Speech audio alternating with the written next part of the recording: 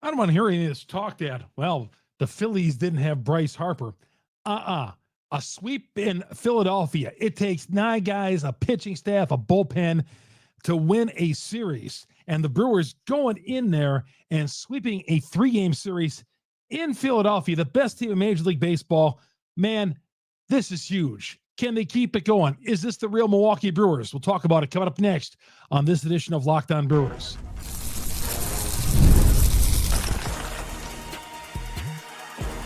You are Locked On Brewers, your daily Milwaukee Brewers podcast. Part of the Locked On Podcast Network, your team every day. Sometimes I do set the bar low for the Milwaukee Brewers. I do.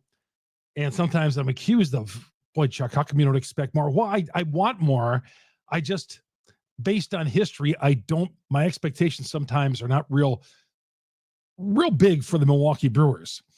Like when I say, I just want the Brewers to go in and take 2 or 3, and I'd be great. If they go to Philadelphia and take 2 or 3, I'd be good with 2 or 3 in Philadelphia. But I think at this point, the Brewers need to start getting I said this a few weeks ago, they need to get on a run.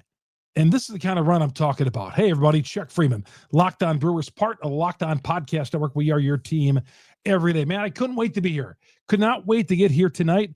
Was covering the U.S. Open today and watching the game. If you see my little short video that I made earlier this year, which usually I drop after games, I was, I was in the press room there, but I got the game on my iPad, which is a beautiful thing. So I'm covering the tournament and I'm watching the game, and they got down 2-0, and I was thinking, like a lot of you guys were, well, they took 2 or 3, but it's going to take this kind of winning streak right now of 7 in a row to get them to buy back some of that bad play that they had earlier in the year, because they were 3-4 games under the 500 mark, and they didn't show any ability that they were even going to get above the 500 mark. But here they are, season high, 4 games over, 32-28, and they rallied from that 2-0 deficit and got the job done in Philadelphia. And I don't want to hear about Bryce Harper not playing in this game. I get it. He got tagged in the elbow last Wednesday and hasn't played, and it's been sore and all that, but that's not our problem. You got to play with the guys you play with. And you know what? How many times does this happen to our sports teams, right? Well, we go in there, usually it's us guys, right? It's usually our teams. We go into a game, a big series, shorthanded. Don't have this guy. Don't have this guy. Don't be telling me Bryce Harper wasn't playing, because look at how many guys the Brewers have down. I mean, look how many guys the Brewers have down. If you think about it, and some of these national guys, I saw on a national broadcast, leave it to the national guys to put a damper on my night. Watching a national broadcast, and the Brewers went into Philadelphia and they swept a team that did not have Bryce Harper for the entire series, the Philadelphia Phillies.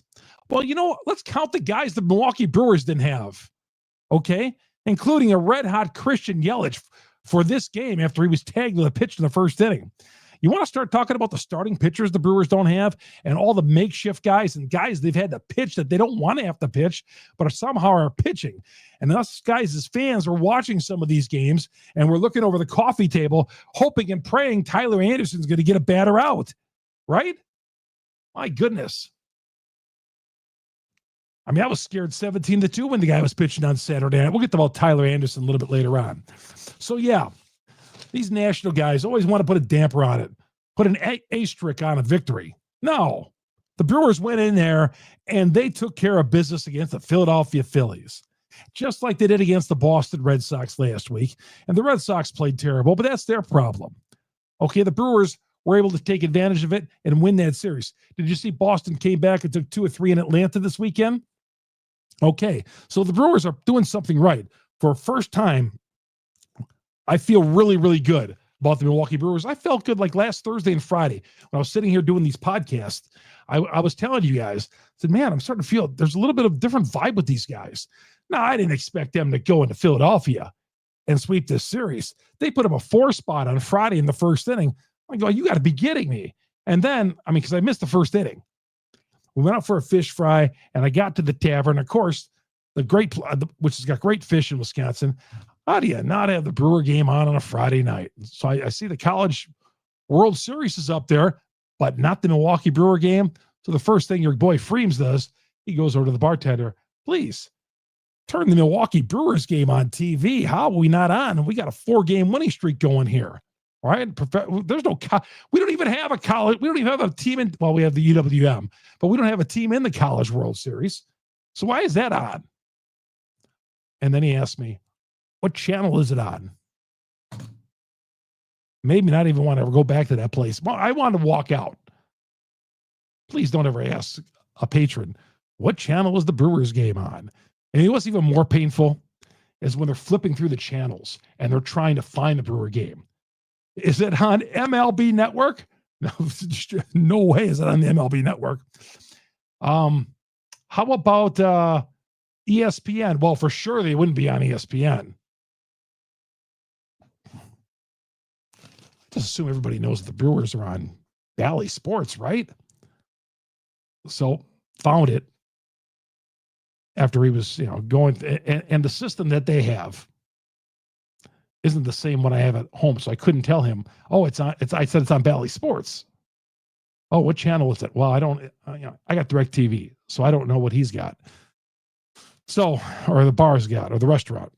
So they finally put it on, and I missed also 4-0. I'm like, oh, fantastic.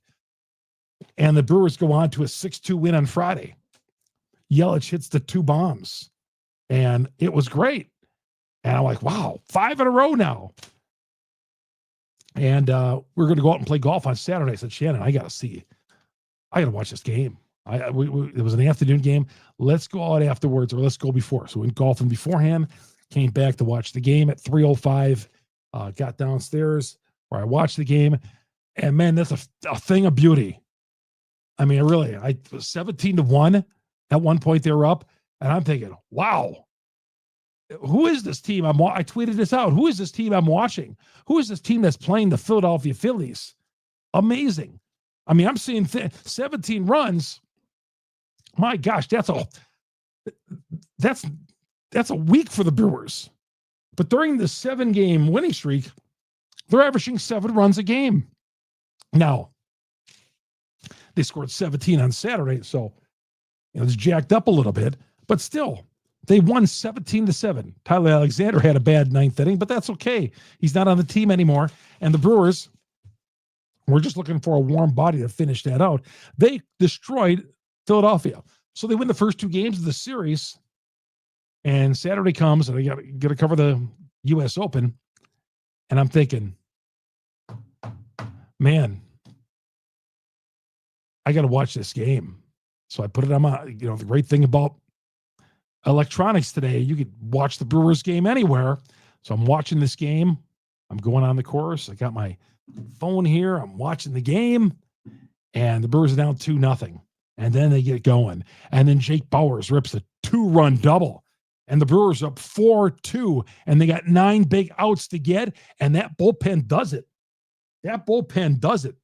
4 guys come on in relief of Quintana, who battled through taking one off his knee, 5 innings, coming off the injured list. And Quintana, well, he wasn't great out there, but still he went through 5 innings like all Brewer starters do. They last 5 innings. And, the bullpen was able to go to the finish line. But Saturday's 17-1 game saved some of that bullpen a little bit, right? McGill came in the 9th inning, had not pitched on Monday. And this is a good problem to have. He hadn't pitched since Monday on a bullpen that's been tattered. Well, when I say tattered, overused. They haven't been giving up a lot of runs. They've just been overused. So McGill had not been used till Monday. And I was like, well, he was almost too fresh. Gives up a leadoff hit. And then the final 3 guys are retired, and the Brewers get the sweep. I could not believe it. I was fired up for it. Couldn't wait to get back here in front of you guys on YouTube and the audio platform where you download your podcast and talk about 7 in a row. Their longest winning streak since they won 9 in a row in August of 2023. August of 2023. I remember that 9-game winning streak. Yeah, 4 above 500 for the first time this year. But whether they had Bryce Harper or not, I don't care. That is not tainting my victory. That doesn't matter. This isn't the NBA where like you're playing without Michael Jordan on your roster, right? Or the Bucks are playing without Giannis. No, you got other guys on that team. You had the best record in baseball. You were 35-19 going into the weekend for a reason, not just because of Bryce Harper. There's other guys on that team. So yeah, convincing win. I didn't think the Brewers were capable, honestly, of sweeping anybody. Like I said on a tweet today, I didn't think the Brewers were capable of winning more than 2 or 3 in a row, this team. I didn't think Yelich was capable of having 12 home runs in the season at this point, but he's doing it. And he's raising his batting average to 233. I mean, what else could I say? Well, like today, the bullpen, Mears, Koenig, Uribe, and McGill. Fantastic. Fantastic they were. Fantastic. And of course, Yelich gets hit with a pitch in the first inning. Here's another thing. When things are always going great for our teams, especially the Milwaukee Brewers, it's always got to be some sort of setback. And it always feels like when Yelich just starts to get on a roll, one of his major rolls, something happens. Well, he got hit in the wrist with a pitch in the first inning. We'll talk about his health and his future coming up next here on Locked On Brewers. Locked On Brewers, part of the Locked On Podcast Network. We are your team every day. Great sponsor, wonderful pistachios. Hey, if you're looking for a snack that's both nutritious and delicious, you're going to the right place with wonderful pistachios. I talked about when I go get my run in, and I get my run in on Tuesdays and Thursdays especially, and then one in on Sunday. I come back and I get the yogurt and I dump the wonderful pistachios. I take the bag, I dump some in there. Each 1 ounce serving's got 6 grams of protein, giving you over 10% of your daily value. They're packed with fiber, better for you unsaturated fats, keeps you feeling fuller longer. You'll love the no shells variety as well. Perfect for grab and go snacking, busy days, taking your kids to school, whatever. Work, going to meetings, pack a protein lunch with wonderful pistachios. Good for you. And check them out, wonderfulpistachios.com. Tell you about all the healthy goodness for eating these pistachios. Get snacking, get cracking, the snack that packs a protein punch. Visit wonderfulpistachios.com to learn more today. Wonderful pistachios. Again, the 1 ounce serving, 6 grams of fat, and again, a complete protein providing all 9 essential amino acids. That's wonderful pistachios. Good to have you along here. Late Sunday night, Monday morning, Monday afternoon, whenever you catch us. These Sunday podcasts, I try to, for Monday morning, I try to drop them on Sunday night, a little later on Sunday night, after you all settle in on all that. I know some of you guys go to bed, but I try to get it up, 10:30, 11 o'clock or so on a Sunday night to give you something else to, some of us are still jonesing for sports on a Sunday night, right? Am I right? I mean, Sunday night, sports are over, and, you want something to talk about. Talk some Brewers baseball on a Sunday night. So I feed that. Hey, when I was a kid, there was no sports on Sunday night. Sports, 6 o'clock, nothing on. After 60 minutes, it was doing homework the rest of the night. But now, there's Sunday night baseball and all that, and we got these great podcasts to talk Brewers baseball on a Sunday night. So is this team for real? Is this team for real? Is this a mirage? Is this something we should not take seriously? I've seen some people on Twitter say, Chuck, don't be all in on these guys again. And you know what? I have that ability to be all in with these guys because I love the Brewers. I think I'm going to give them more time. I don't know. I don't know if this is the real Milwaukee Brewers or not, or if they're just on a hot streak. Now, the left side of the infield is playing well. I'm starting to buy into Caleb Durbin, I'm telling you. I'm starting to buy into him a little bit. I like him better at second base long-term than than third base, but I'm starting to buy into him. Ortiz, jury's still out, although he's had a nice weekend, Ortiz. That batting average is up to 187. But Durbin and Ortiz, that left side of the infield, that has been just brutal this year. I mean, you're not going to find any team in baseball, I would say, that's got a left side of the infield as, let's face it, as pathetic offensively as those two guys or whoever has been in those positions. And it's mostly been Ortiz at shortstop, and there's a few other guys they've had at third base before Durbin. So do I feel like they're coming around again? Do I feel like they're starting to? I think they are on a hot streak. They're playing some good baseball. The pitching doesn't surprise me at all because it's been this way all season long. But I want to see how they do against Cincinnati. They've taken on the Reds team starting on Monday night that just dropped 2 or 3 and are 8.5 out. We'll talk more about that here in a little bit. I mentioned the Yelich injury. X-rays negative. Had a it was a pretty good week for Yelich, right? You could argue he could be the National League Player of the Week. He could be a candidate for that. The way he was bombing balls and leading the Brewers during their 7-game winning streak. He was a key. He was key in this series.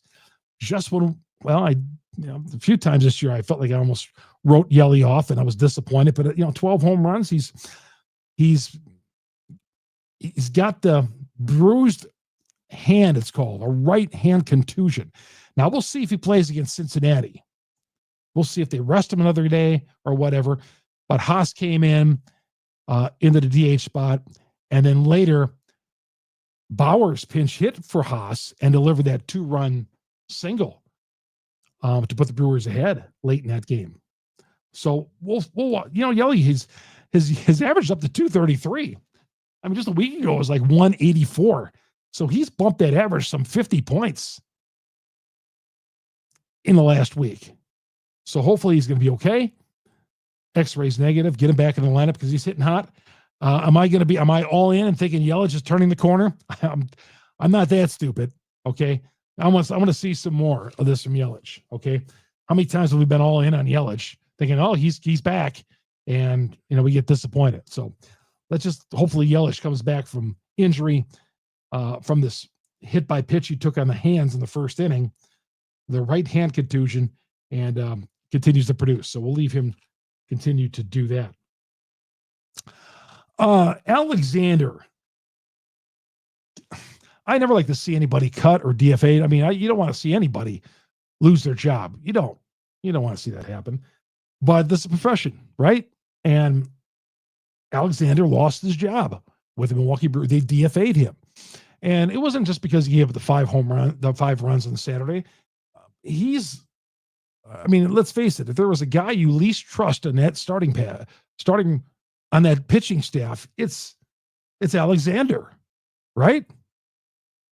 Am I right about that? I mean, he's the guy we trust least. So I said this last week already.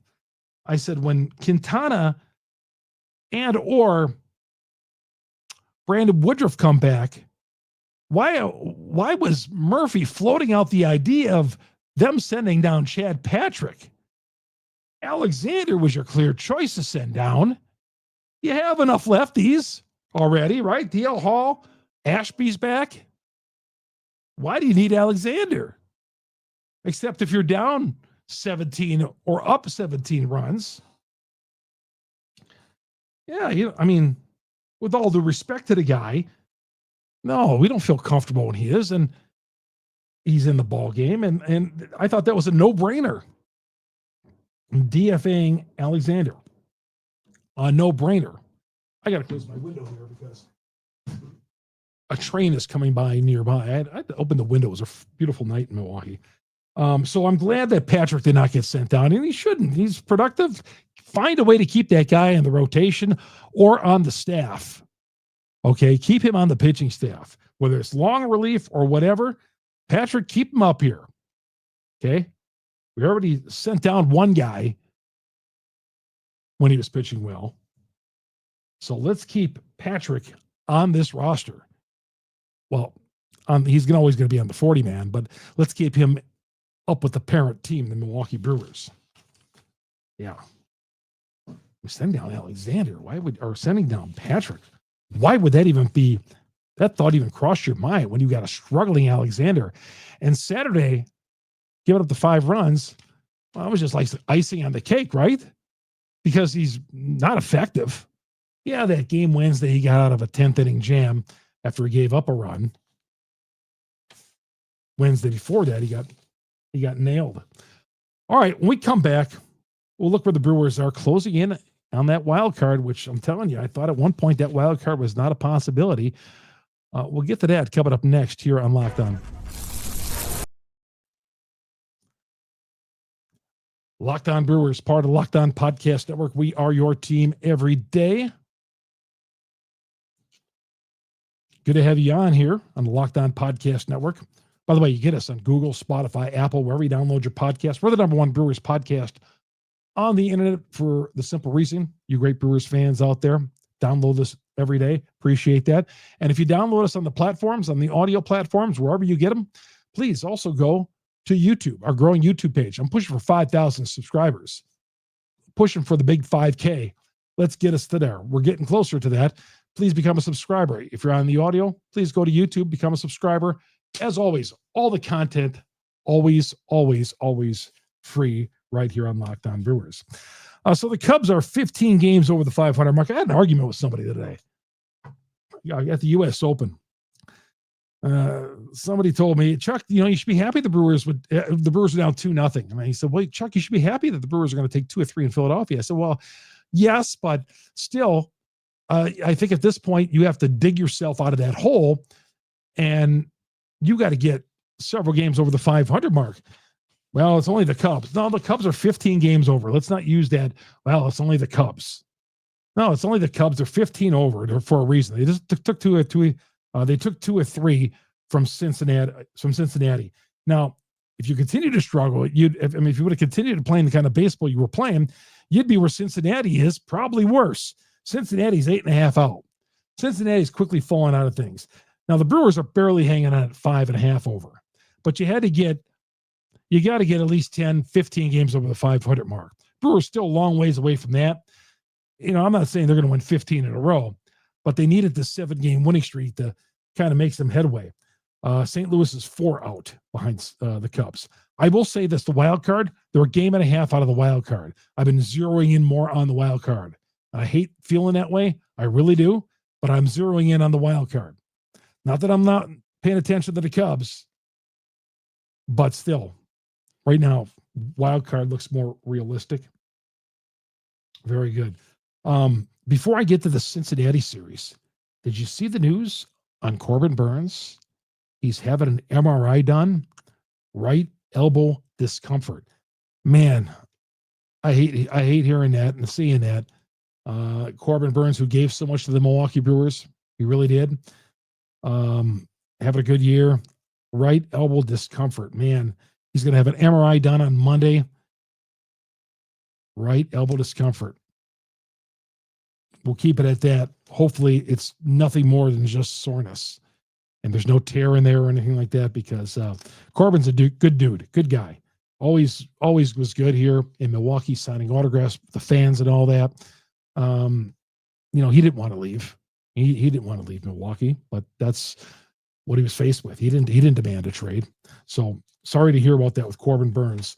Obviously he's with Arizona now, right elbow discomfort. Cincinnati is taking on the Brewers. The Brewers, I mentioned, did not have Bryce Harper. The Reds might be without Elly De La Cruz. And I'm sorry to see this too. Elly De La Cruz found out before the game on Sunday that his sister had passed away. She'd been battling some health issues, and we'll see if he plays in the series. Now, he did want to play against the Cubs, and he had a home run too. But best to the family, the De La Cruz family. Sorry to hear that. He's a young kid going through the death of his sister, but he played through it today. We'll see if he's still going to be here for these 3 games against the Brewers, but enjoy watching him play. I don't like it when he lights up the Brewers by stealing 3 bases or 4 bases in a game. But he's an exciting player to watch. He's great for baseball, and the best to him and his family as they deal when they grieve with the death of his sister.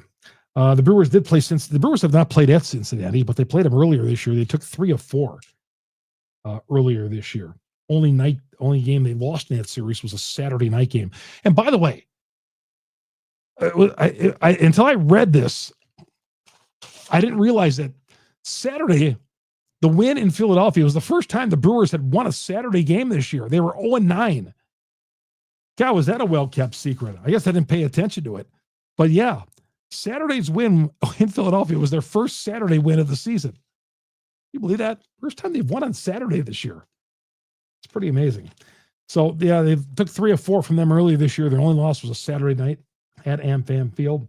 Savali's pitching on Monday night, Peralta Tuesday, and to be announced on Wednesday for the Brewers. We'll see how that turns out. Sounds like Brady Singer on Monday, Hunter Green on Tuesday, Andrew Abbott on Wednesday. So 2 night games, Monday, Tuesday, day game coming up on Wednesday. And the Reds, after winning on Friday at Wrigley Field, dropped the final 2 games against the Cubs. And yeah, they're in a tough spot, 8.5. We don't ever want to be that many games out. That's a tough spot to be in. All right, we'll be here Monday night, late Monday night, early Tuesday morning, talking about that game and any other news and an update on Yelich's condition and all that. We'll see you here. Hey, let's enjoy this, man. 7 in a row. We didn't think this was going to happen. Is this the real Milwaukee Brewers or not? I don't know.